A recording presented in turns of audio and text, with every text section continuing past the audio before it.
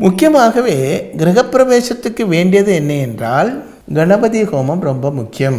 வாஸ்து பலி, வாஸ்து பலி என்று சொல்லப்பட்டது என்ன என்றால், ஆனால் அது இந்த ஃப்ளாட்டு சம்பிரதாயத்தில் வாஸ்து பலி பண்ண முடியாது. ஆனால் சிலவர் ஃப்ளாட்டில் வாஸ்து பலி என்று சொல்கிறாங்க. அப்படி இல்லை.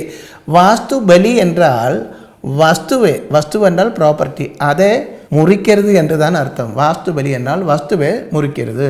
அதாவது அந்த ரட்சா பூஜை செய்துட்டு அதுக்கு ஒரு காம்பவுண்டு வால் கட்டுறது, இல்லை வேலி கட்டுறது, இதுதான் வாஸ்து பலி என்று சொல்லப்பட்டது.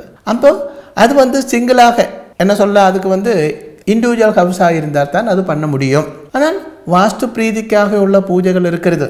இந்த மாதிரி பூஜைகள் எல்லாம் பண்ணுறது ரொம்ப விசேஷம். நிறைய பேர் எனக்கு 40 வருஷத்துக்கு மேலே சர்வீஸ் இருக்கிறது.